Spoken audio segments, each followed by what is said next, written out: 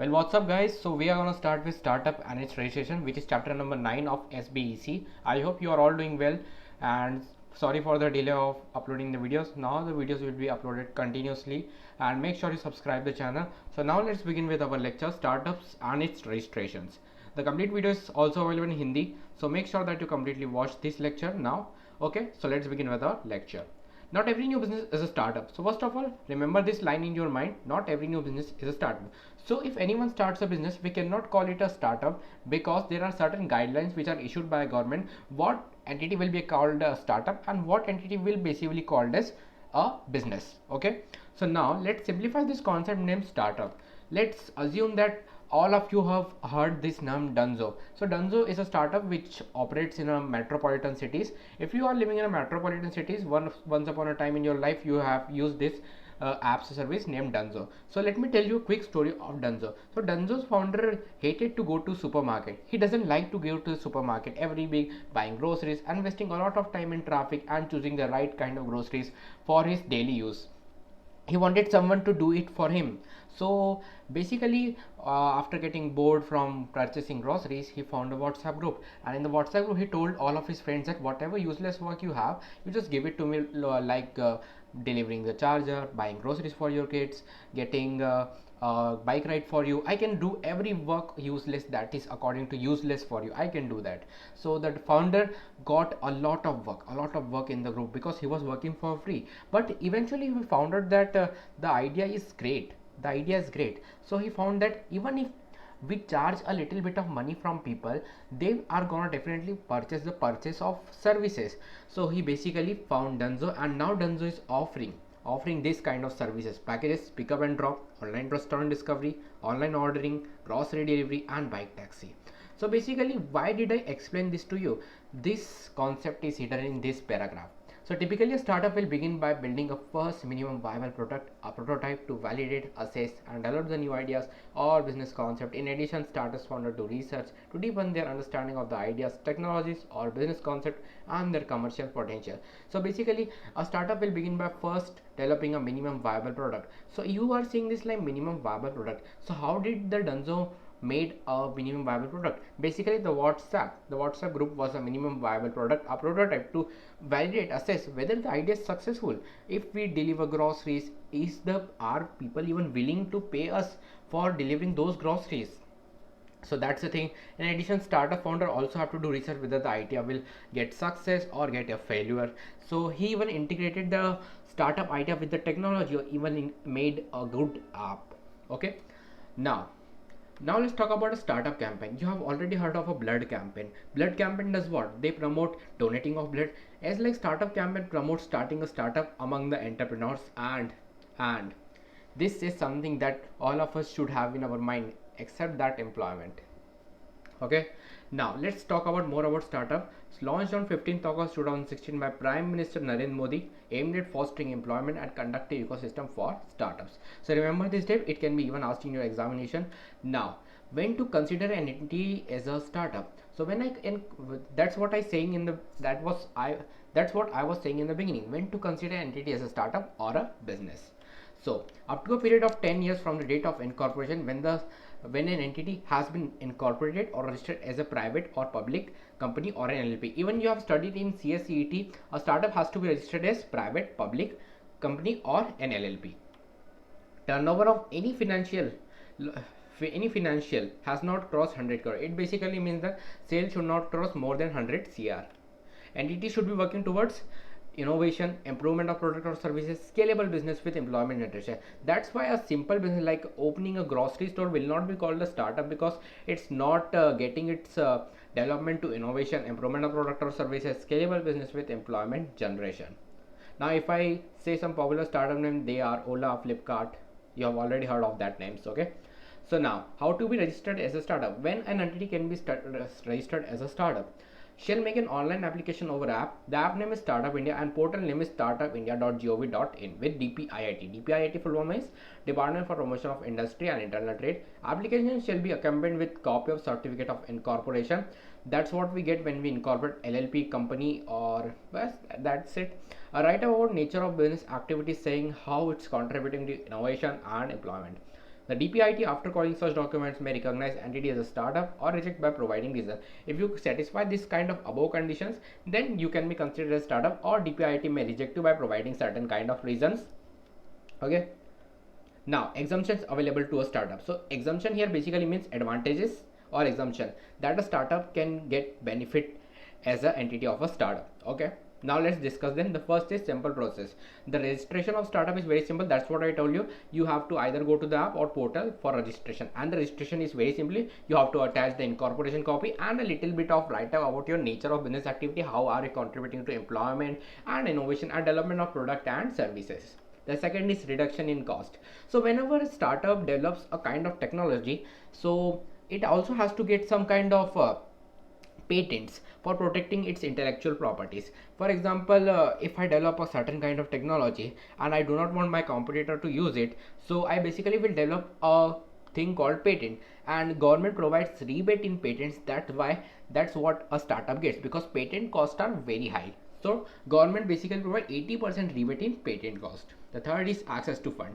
So whenever someone starts a business, the first thing come to our mind is whatever amount of money we are going to require. So government has set up a 10,000 crore fund encouraging banks and even becoming guarantors for startups. The fourth one is tax holiday. Startups will be exempted from income tax for 3 years provided they get a certificate. First of all, a startup has to get a certification from Interministerial Board for getting exemption for 3 years, where no tax will be charged on the income in the first 7 years. Okay, in any 7 years. Okay, apply for tenders. So whenever a company applies for as a startup in government tenders, the government, without any prior experience of startup, will give preference to a startup for promoting the culture of startup. Now let's discuss another R&D facilities. 7 new research parks and will be set up to provide facilities to startup in the R&D sector. Okay, basically it means that the research park where pre-built office will be given.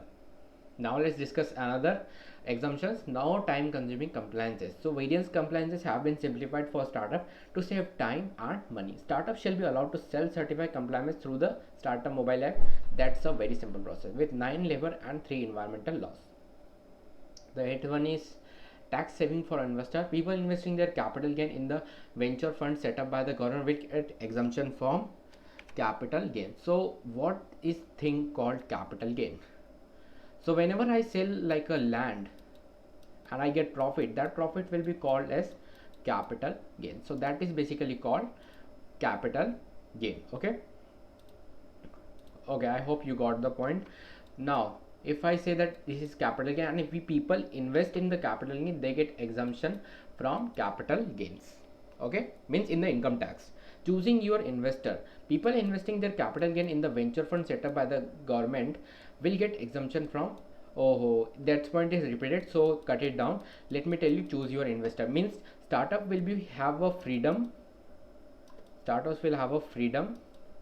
to choose their desired investor. Okay, now easy exit. In case of exit, a startup can close its business within 90 days from the date of application of winding up. Okay, now the last exemption is meet other entrepreneur. So government basically holds 2 startup fest annually, both nationally and internationally, because connections are very much important for a startup to develop. Okay, to enable the various stakeholders of a startup to meet, this will provide huge networking opportunities. Okay, now let's discuss some important points for a startup. So some important points are: choose the right legal structure. So what do I mean by this kind of legal structure? So basically there is LLP, company, private or public company.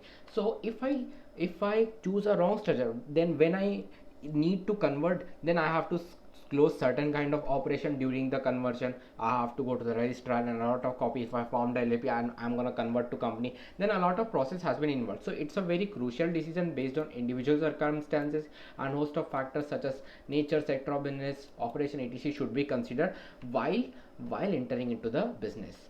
The second one is registration and business license. So whenever a startup has to operate in a business environment, certain kind of business licenses are required. So before starting the business, licenses should be gotten.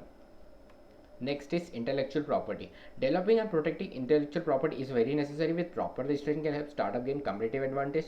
Essential to obtain trademark registration. So here is a new term called trademark. If you have heard of it, that's good.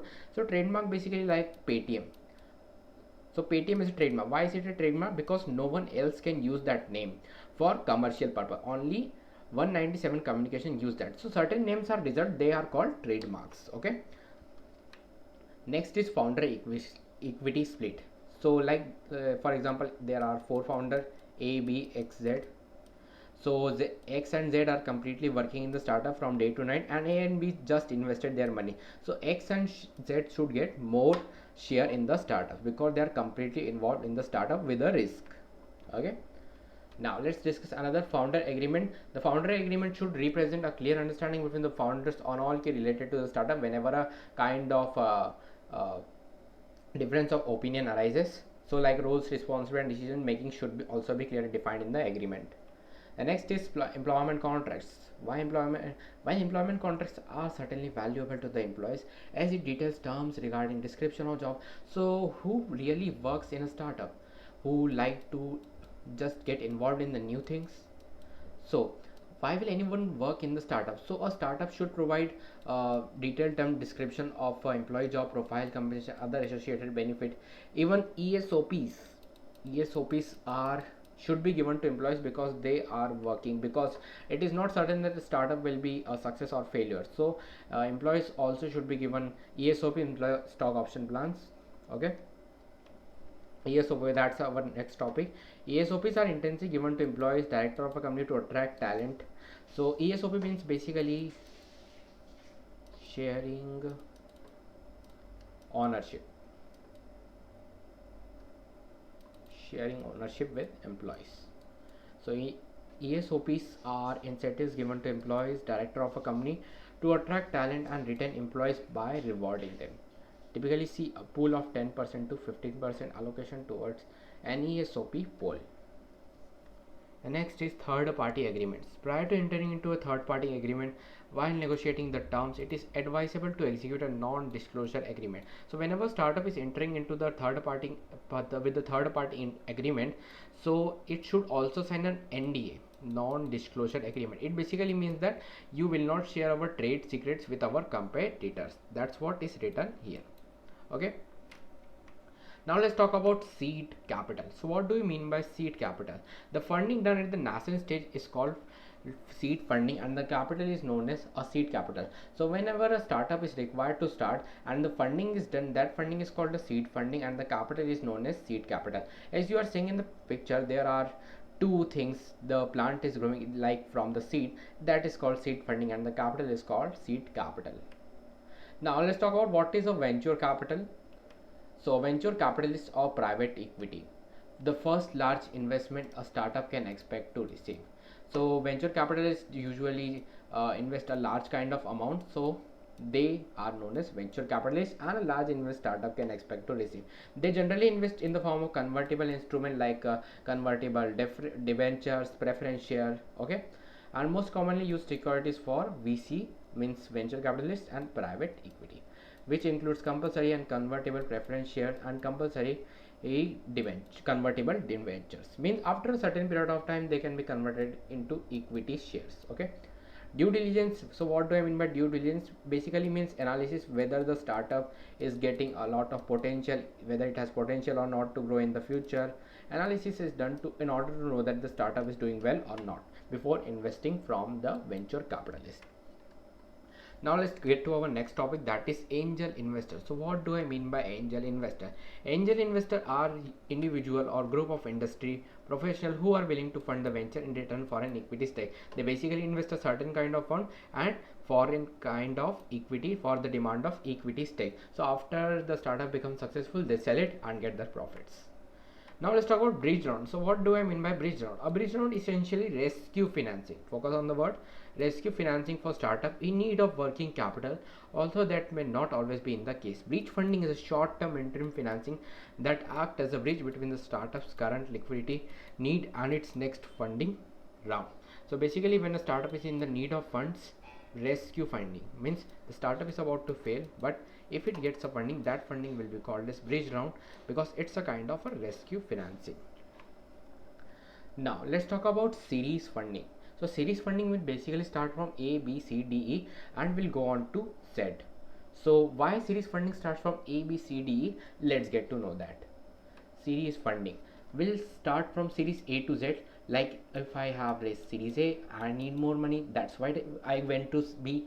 Then I need more money. Then I go to C. So that's why it continuously goes on whenever startup needs money. Series preferred stock is the first round of stock offered during the seed early stage round by portfolio company to the venture capital investors, often convertible into common stock in certain cases such as initial public offering or the sale of company. A round is in the range of $2 million to $10 million, purchasing 10 to 30% of the company. The first time that a startup raises capital is normally called a seed round, HNI round, angel round, some even called as pre-series round. The first time that a startup raises capital is normally called what? Seed round, HNI round, angel round, or a pre-series. Now, things to know when raising series A round. So there are certain things that we need to kept in our mind. Series A ready, B series A ready. So what do I mean by that? Means the startup should get a detailed research on how to raise fund, what are our investors, how will we tell them our potential. So a lot of things are get to be done. A start early means before 4 to 5 months a startup should start. Leverage your network. That's why a government also helps to startup fest where you can come and leverage your network. Means startup should have uh, sufficient context in order to raise fund. Practice your pitch. For example, if I'm going to raise funding from Z, then I should practice on A and B before going to the main investor named Z. Create fundraise movement means do a kind of marketing where each and every investor come to invest in your startup. Know the standard market practice. What are our standard market practice? How someone raise a capital in a startup. Terms right means whenever the funding is getting into the startup, there should be certain terms and conditions should be right, for which engage a CS will be good. Raise 10 to 15% more means if I am going to raise 1 CR, so I should raise 1.05 CR. Okay. Now let's talk about debt financing. Let's say that there are two companies named ABC Limited and Bajaj Finance Limited. So ABC Limited called and said to Bajaj Finance Limited, "Sir, we actually need funds. We are in a deep crisis. So can you provide us funds like loan?" So Bajaj Limited said that I will provide you loan at the rate of 4%. So why have I taken this example? The example hides a concept named debt financing. So what actually happens in debt financing? Debt is an amount of money borrowed by one party from another. A debt arrangement gives the borrowing party permission to borrow money under the condition that it is to be paid back at a later date, usually with interest. So there were two parties in our case, that were ABC Limited and Bajaj Finance, in which the Bajaj Finance gave a loan of 1 CR, let's suppose, to ABC at the rate of 4%. Okay, at a back a later date, ABC Limited has to pay usually with interest. That is what called a debt financing. So what do we have to study in debt financing? Let's get to understand that. First of all, we will start from loan from banks and NBFCs. Then we will move on to external commercial borrowings. Then we will move on to CGTSME loans. If you know the CGTSME loan, comment down below, or we are gonna know that in the lecture. Loan from banks and NBFCs.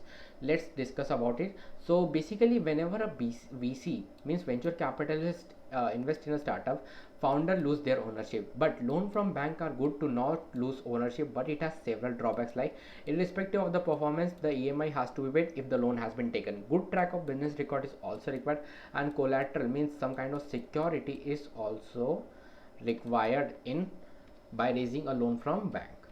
Now let's talk about loan from banks and NBFC. These are the documents whenever you are going to raise a loan from bank are required. So you can pause the video and read the documents if you want to. Now let's talk about commercial borrowings. So what do I mean by commercial borrowings? Can be taken in the form of bank loans, buyer credit, supplier credit, scrutinized, securitized instruments. Can also be available from non-resident, means I can even raise a loan from American citizens, Brazil, and many more. So external commercial borrowing can be accessed under two routes, that is automatic route, that is approval route. In approval route, we have to take certain kind of approval from government, but in automatic route, we don't have to take any kind of approval. Now ECB raised has also end use restriction. So whenever someone raise ECB means external commercial borrowings, so there are certain kind of restriction, like ECB cannot be used for on lending or investment in the capital market. Like ECB's fund cannot be used to invest in the capital market like stock market, acquiring a company in India, real estate sector. Now let's talk about credit guarantee fund trust for micro and small enterprises. So CGTSM basically stands for credit guarantee trust for micro and small enterprises scheme. So if you have commented down the name of it before, so let's get you a clap. Okay, launched by Ministry of Micro and Small and Medium Enterprises, Government of India to encourage entrepreneurs, means up to amount of 1 crore loan without collateral or surety, means guarantor. Anyone can get loan for starting a business under credit guarantee trust for micro and small finance, small enterprise scheme. Okay, now let's talk about unconventional modes of financing. First of all, let's talk about crowdfunding in the unconventional mode of financing. So what do I mean by crowdfunding? How crowdfunding actually works? So let's get to understand it. Let's suppose there is a company named ABC Limited. ABC Limited is gonna launch a product in which a dam will be built and electricity will be produced through that dam water. So ABC Limited is gonna need a lot of fund to build that dam and launch the project of electricity generation. So ABC Limited asked people and made an announcement that people please invest in our project, and if you give us money, then it will be good. So people said, why will we give you money? Why will we give you money? Then ABC Limited said that we are gonna our future share profits to be shared with you in the process of crowdfunding. If you invest now, then we are gonna share profit back with you. Okay, now let's talk about certain important point related to crowdfunding. It's a recent phenomenon and usually seen through the internet. Okay, SEBI in 2004 even rolled out a consultation paper on crowdfunding in India. Okay, now let's talk about Mudra Bank. So Mudra Bank basically stands for Micro Units Development and Refinance Agency. Okay, so it's not a new bank. Already established bank will provide loan under Mudra Bank. It's a public sector financial institution in India. It provides loans at low rates to microfinance institutions and non-banking financial institutions, which then provide credit to MSME. It was launched by Prime Minister Narendra Modi. So basically, like rickshaw pullers, middle class families can get loan under Mudra Bank from the same bank like SBI, Bank of Baroda, etc. It will provide its services to small entrepreneur outside the service area of regular bank by using last mile agents. Even a small entrepreneur is needed a loan, they will send their agents to check up the basic requirements and will provide loan. So Mudra Bank classifies loan in 3 categories, that is Shishu, Kishore, Tarun. In Tarun we get loan in the amount limit of 5 lakh to 10 lakh. Okay, for businessmen loan amount to be used for business expansion. For entrepreneur with existing business, they will get loan from 50,000 to 5 lakh. In Shishu, for a new startup, they will get an investment of 50,000. Shishu, Kishore and Tarun. Okay. Now let's talk about procedure for loan in Mudra Bank. Once the beneficiary identifies an idea, comes up with it, he is supposed to select the business category. Shishu up to 50,000 and Kishore 50,000 to 5 lakh and Tarun 5 lakh to 10 lakh. The beneficiary can contact the nearest public or sector bank. That's what I said in the beginning, that no separate bank has to be opened for Mudra Bank, but already established bank like public or private sector bank where she can apply for business under PMMY. So if you know the full form, comment down below, or I will comment down below if your answer is correct. Now, this top institution partnering with Mudra initiative is also available on Mudra portal. Now there are certain procedure in Mudra Bank that is here, so you can read it if you want, because it's not very important. Now let's talk about activities covered under Mudra. So there is a transport vehicle, community vehicle. In transport vehicle, you can get a loan for purchasing a bike, truck. Okay, community, social or personal service active, like for opening a beauty parlor, food product seller, like for manufacturing biscuits, textile product sector, business loan for traders and shopkeeper like Sabzi Wala. And that's it for today's guys. I have completed the lecture. I have worked very hard for making this lecture, and if you like the lecture, please give it a like and big thumbs up, and make sure to subscribe the channel.